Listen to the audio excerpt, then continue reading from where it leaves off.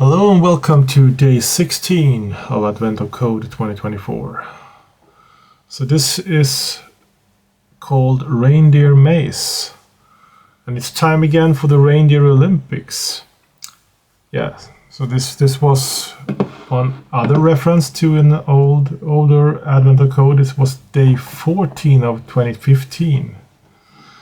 Yeah, so this year the big event is Reindeer Maze, where the reindeer compete for the lowest score. So this puzzle is in my view is a real fun one, because I really like these kind of maze puzzles. And what we are going to do here is the start position is this position here. That's the S character, and we're going to end up here in the E character. And one important thing, which I actually forgot to read while solving this morning, was this kind of text, that the start tile marked S is facing east. So the first direction it's going in is going to be in this direction. So that is that basically screwed my entire thing for a while before I just came back and read through this text properly, which sometimes is good to do that.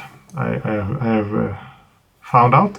Yeah, so basically what the text says here, that they can move forward one tile at a time, increasing their score by 1 point, but never into a wall. They can also rotate clockwise or counterclockwise 90 degrees at the time, and that will cost 1,000 points.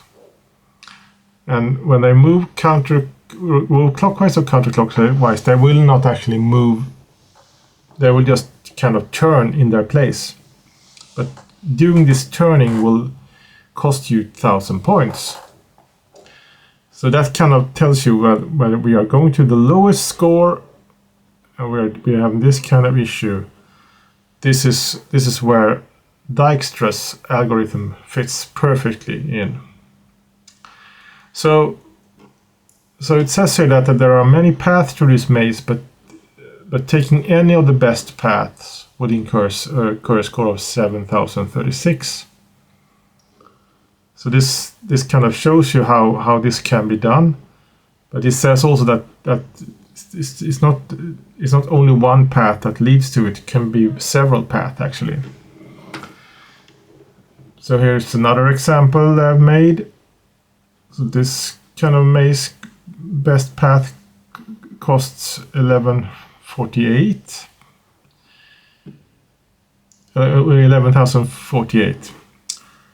Yeah. So what is the lowest possible score a reindeer could possibly get? That's the final question. And I think this is the test that we are going to work with. Let's just look at this and I think this is the one. Yeah.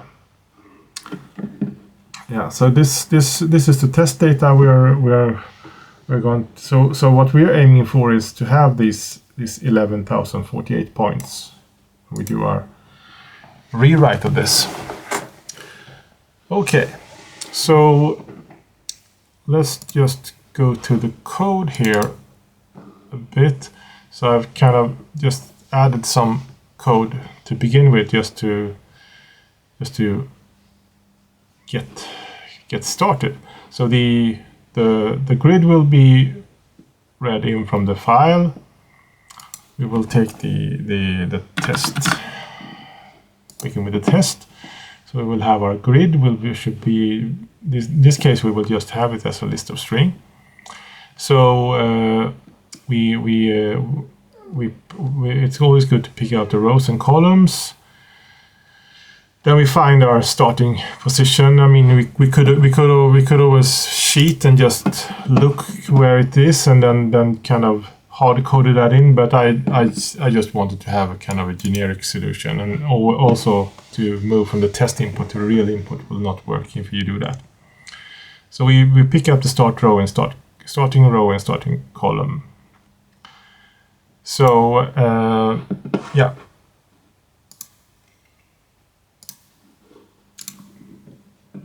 So that will be our kind of baseline here. So we're going to work with something called Dijkstra's algorithm. So I'm just going to do some little theory here first. Yes, I'm just going to remove that. It's an old thing. So because there are different pathfinding algorithms that you can use, but for this puzzle, it's a very good example of a thing that Dijkstra's can be used for. So let me just explain the differences. So let's say that we have kind of a graph here. We have several nodes here. And we also kind of have, let's say that we have this kind of situation. We have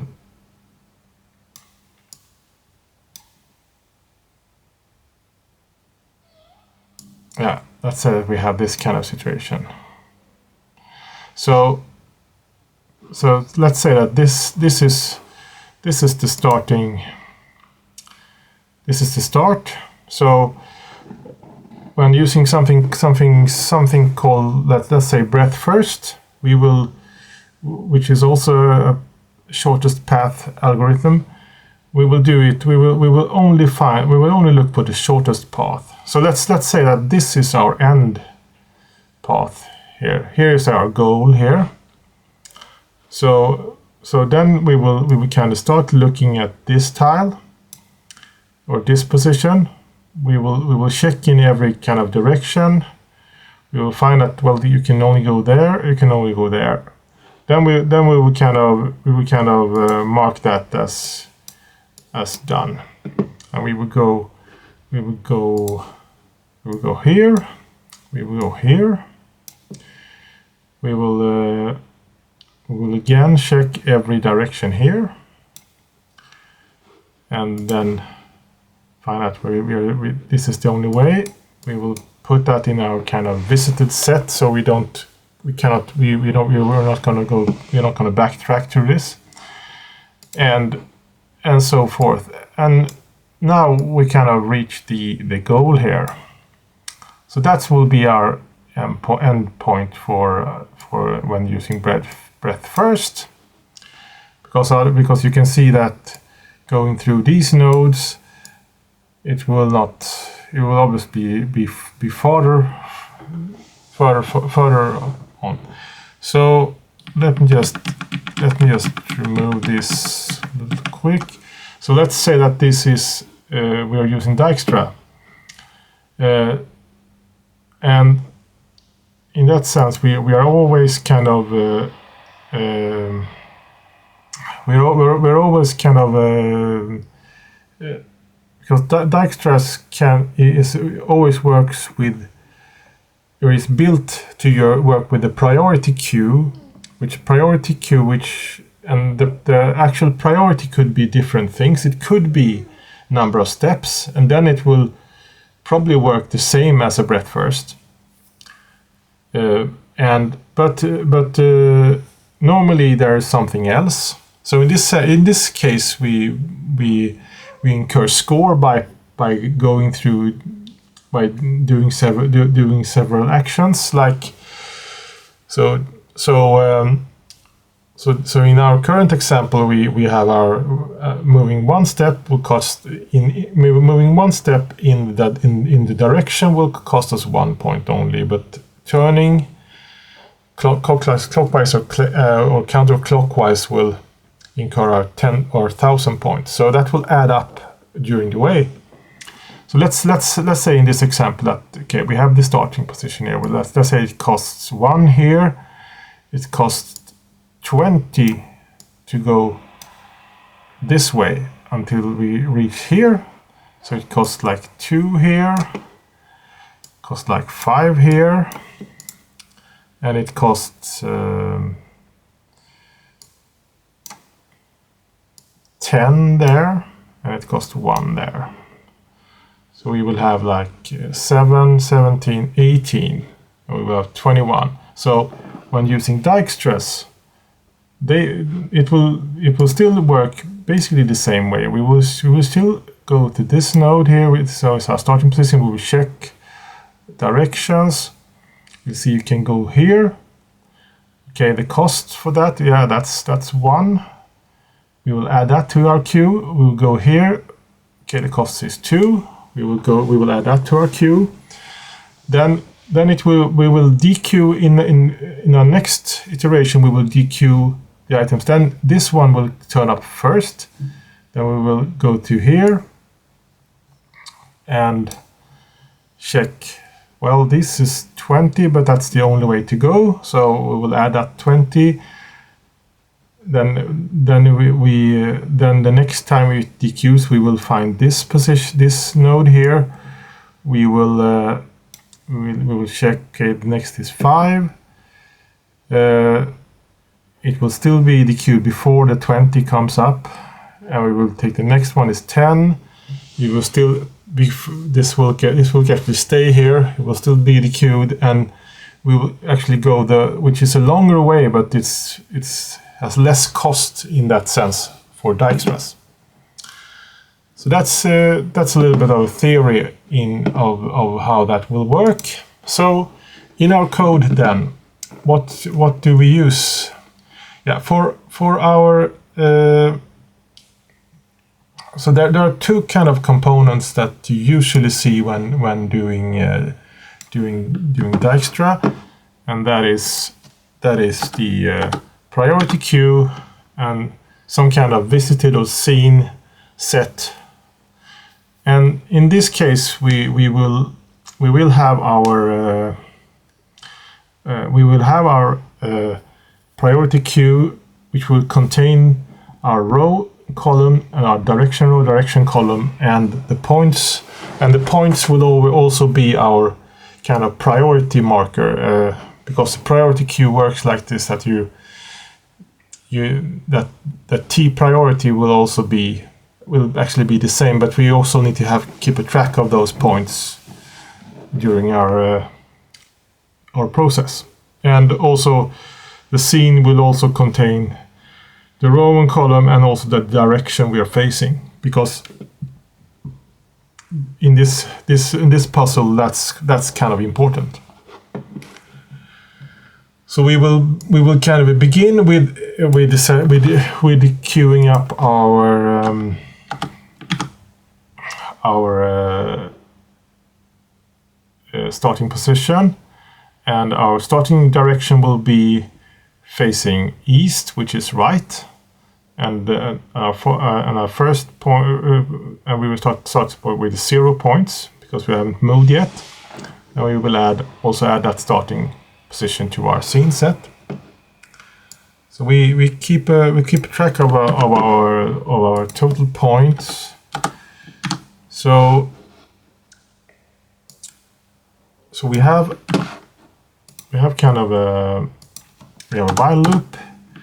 So we will say while priority key count is greater than 0, we will dequeue our current row, current column, direction row, direction column, and points from our queue. And our first condition will be to check if we are actually at our end position. So I made it easier. I could have collected up the E as well in my loop up here and have its positions, but this is actually a more easy way to do it. Just find out if that character is E, then we are at our destination, and then the points we will have from our latest position in our queue will be our total points, and then we will break out of that while loop.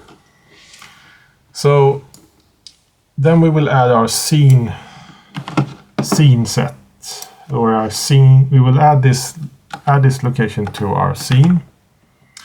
And the reason is when doing breadth first, this is usually done before we kind of queue it up.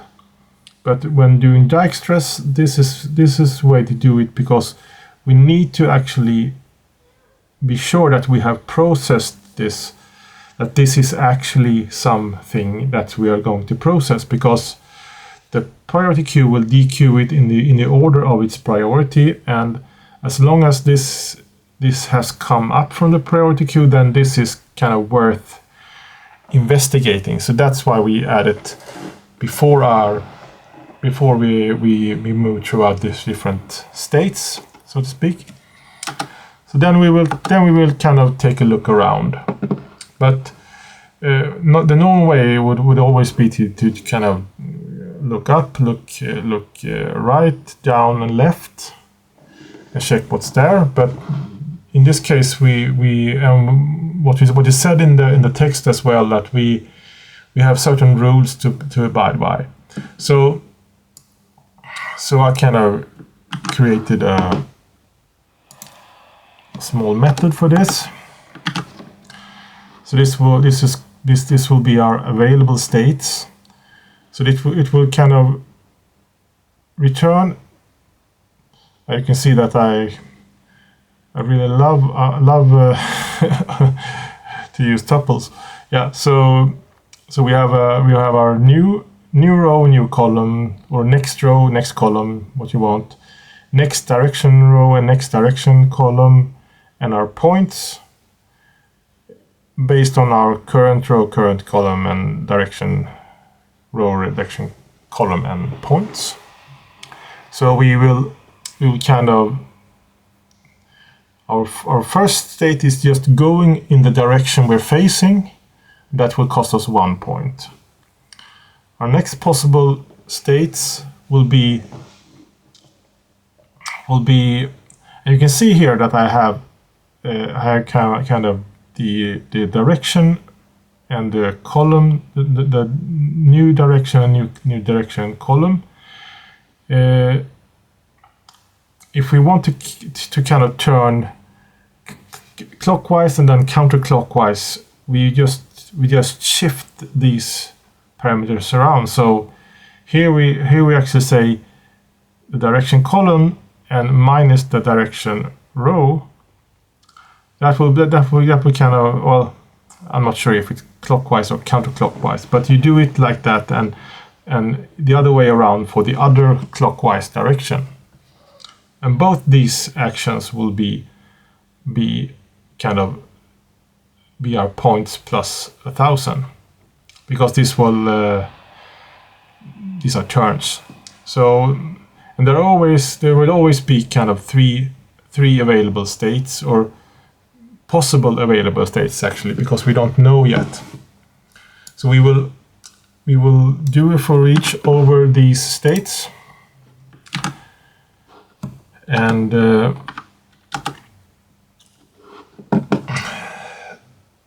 so we will collect up our new row, new column, new direction, new direction row, new direction column, and our points.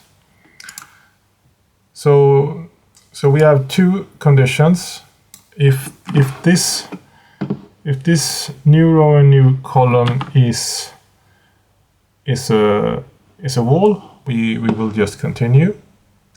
If it's already been seen before, we will also continue.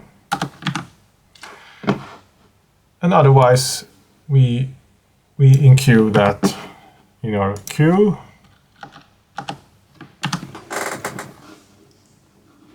And we're off. And our kind of answer here at the end would be like total points. So this should give us our part 1 answer. So let's see here.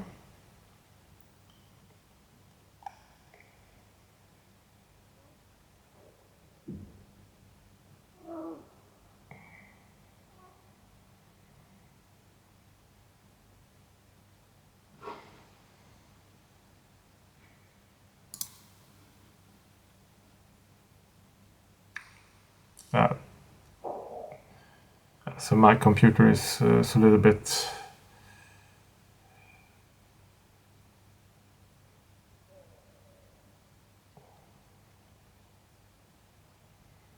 it's really. So we have our 11,048 now. Let's go to our, just to check this 11,048. So that is our part 1 answer. So let's just going to check this first. Yeah. So let's move on to part 2 here of this problem. So so now that you know what the best paths look like, you can figure out the best spot to sit. So every non-wall tile, that means both S or dot or E is equipped with places to sit along the edges of the tile. While determining which of these tiles will be the best spot to sit depends on a whole bunch of factors, like how comfortable the seats are and how far the bathrooms are, whether there is a pillar blocking your view, etc. etc. The most important factor is whether the tile is on one of the best paths through the maze. So if you sit somewhere else, you miss all the action. That means like maybe these are good spots here, but you won't see anything. So basically what they're after is you have to find all the best paths to this. So they show the different examples here. So this is kind of a variation of our of part 1, but this time we will not check for the lowest score, but we must also check for all the paths that leads up to the end position that are of the lowest score, because there, as it was said in part 1 of this problem, that there are several paths that you can take, and that this kind of shows you that you can go here, then you can go either here or up here, and essentially both these paths here will kind of will be the same score, so they both count as valid. Yeah, so let's jump into our code and we can check how that will look like. So we will kind of use our old code here for part 1. We will just modify it a bit. So let's check that. So now when we do this, we will actually not track the scene positions. We will actually track the lowest points, because we're not only interested in finding one lowest point path. We need to find multiple, or as many as we can in this example. So So the scene will instead be called lowest points, and it will be a dictionary instead of a hash set. That's because we want to kind of store the row, column, and direction row and direction column with the score or the point. Because just to make this a little bit easier to understand, for this example here, what we need to do is, like, let's say that we have this graph. We are kind of going in this direction. We're going here. Then somehow you need to kind of store that you came from here and how many points that incurred, and and like this for that node as well. So along the way you will kind of, let's say that this is the end path in this example. You will have to maybe be able to backtrack that path, and also if we have multiple paths that's going to this, all those paths will in turn have the total points for it, and all these will be graded in that order. So that's basically how this will work. So we have our lowest point.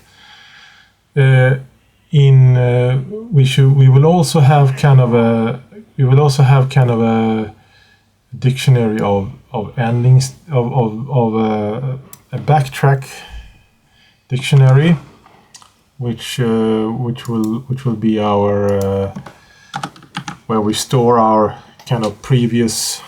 So this will be in form of row and column, direction or direction column, but we will kind of call it last row and last column, and last direction row and last direction column. That's how this is gonna work. We will also, let's see if we do this in the right order. So the lowest point will now, instead of setting that, initializing our scene set, we will kind of have our lowest point be our starting row, starting column are the same direction, but we will set that to score of 1 or 0 exactly, and we will not actually have our total points. We will have our best points, and we will initialize that to the maximum value, because we will check later if the current points are lower than that value. So that way we can, in the beginning, we can set that. So the best points will be our what we can hang it up on. So we will have our we will check that our check. We will do a check here for our lowest point. Does it contain this key? And if it does, is the point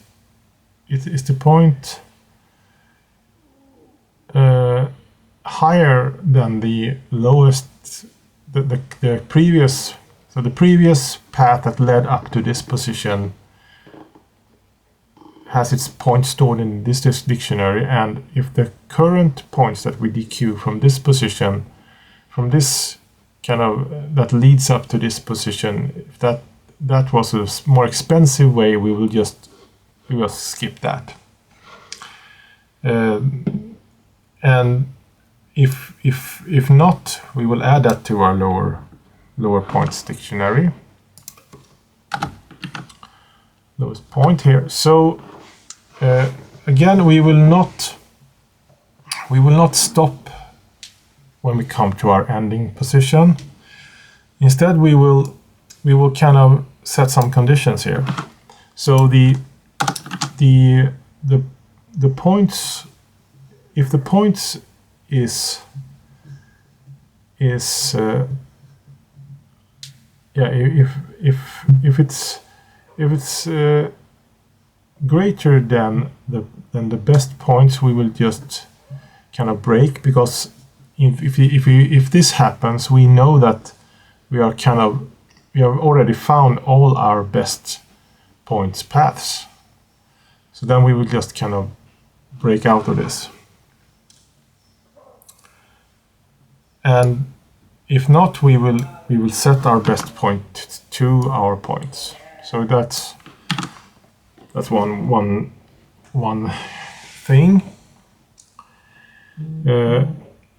We will obviously not have this scene now. So let's see what else. So we will have our backtracking. We will handle the backtracking. So we need to check if the backtrack dictionary contains these. Otherwise, we will kind of initialize it and also new up that hash set, because it kind of backtrack is dictionary of these row col direction row direction column, and has a hash set of all the that hash set will contain the positions that has led up to this position. So that's how we can define it. And we will also kind of add, yeah. One other thing we need to do is that we need to extend our priority queue. So our priority queue will kind of grow, and we will not. So I kind of decided to move the points up first here, because it's so many different position columns here. So we have kind of the current row, current column, the direction row, direction column. So then we also have our last row, last column, last direction row, and last direction column. Still be our points that will feed our dictionary, of course. But the points will be up here instead. So that will kind of that will also change our. We need to actually queue the starting position again. Now we will set all these to -1, -1, -1. This will later on we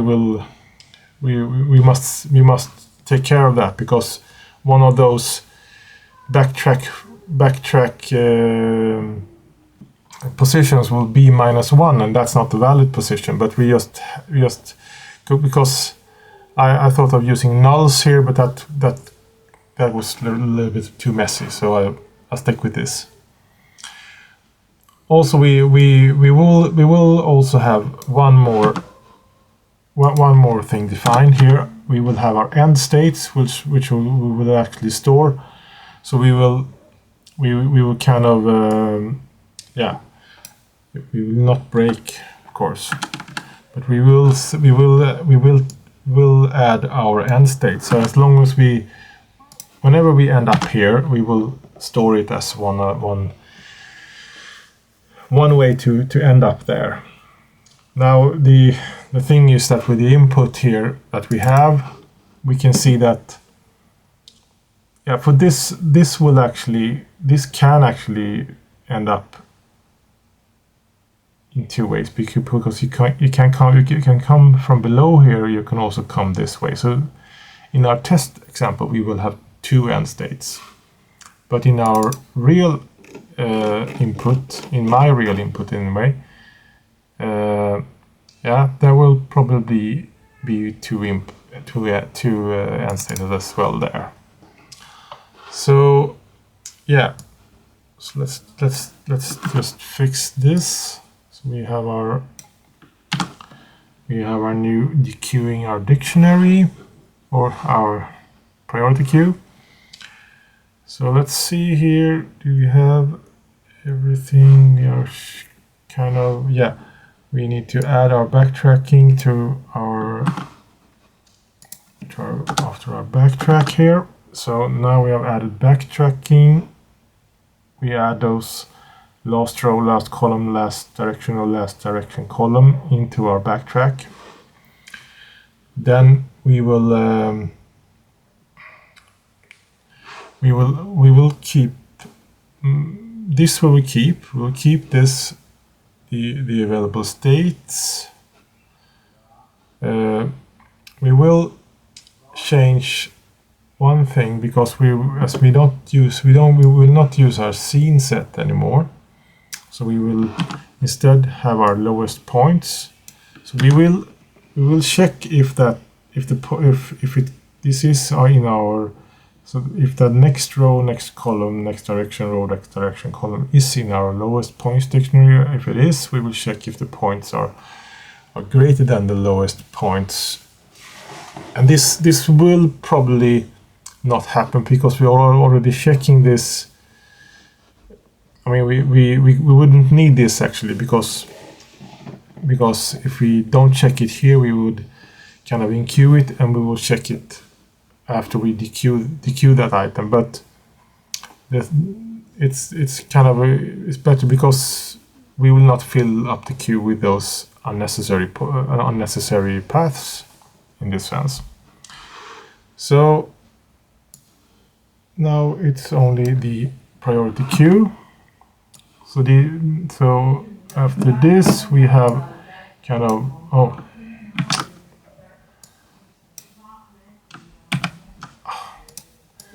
something wrong with my mouse here. Yeah. So now we have kind of half of our we have half of our code fixed. So after we have done this, we will have kind of our we will find all our paths that lead up to the end path.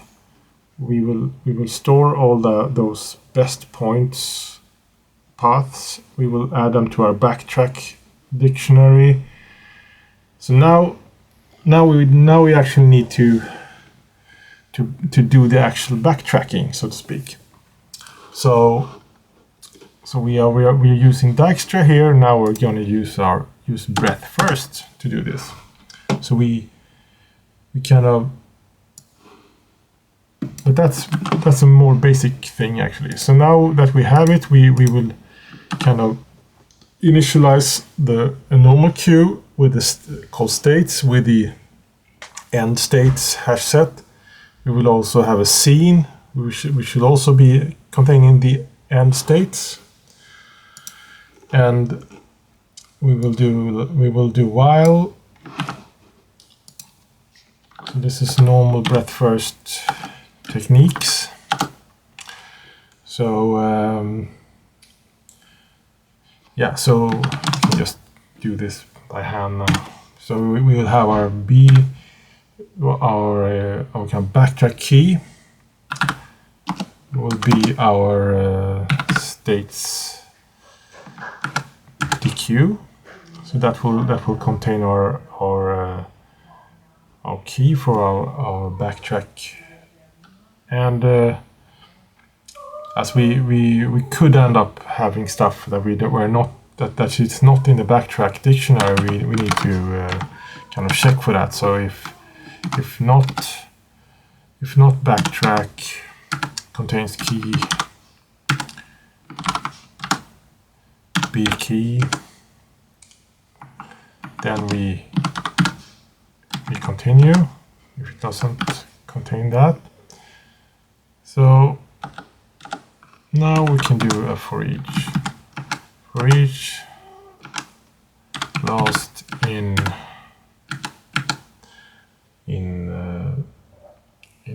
our backtrack B key hash set.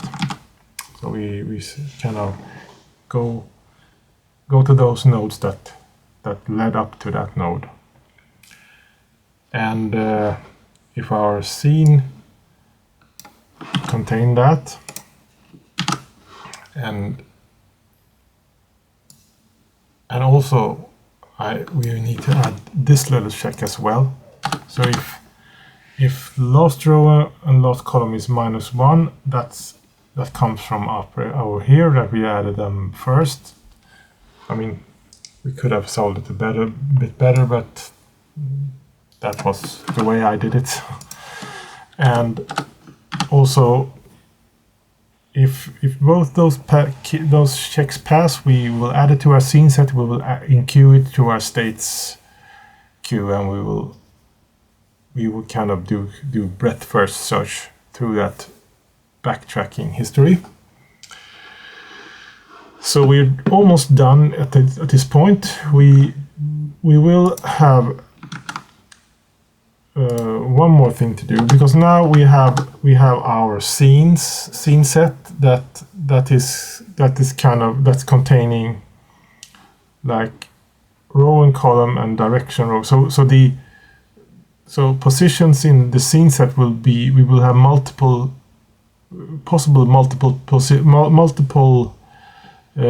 instances of the same location, because we are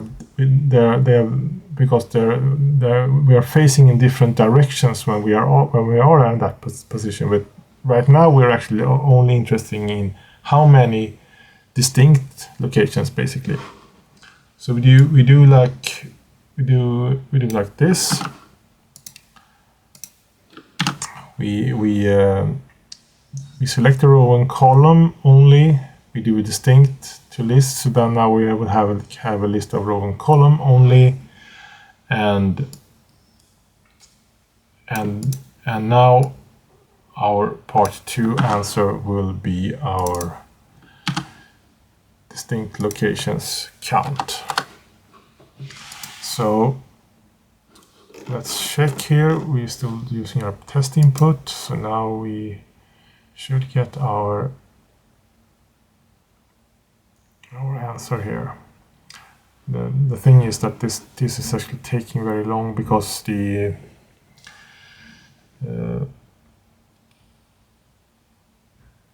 it's not because the code is crappy, it's more my computer is running different things now. So 64 places, and let's just do some checking.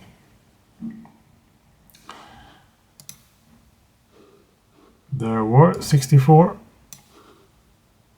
I mean, my answer was 502. Okay, so that's my solution for day 16, and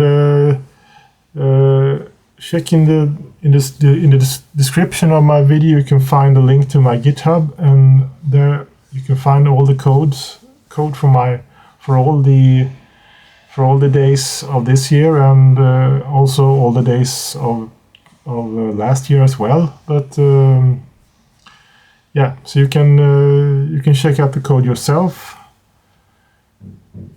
Obviously, you need your own input to run it, but yeah. So let's check back tomorrow, and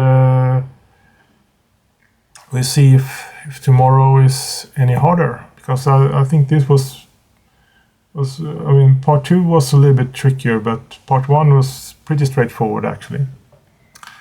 Okay, so let's see each other tomorrow.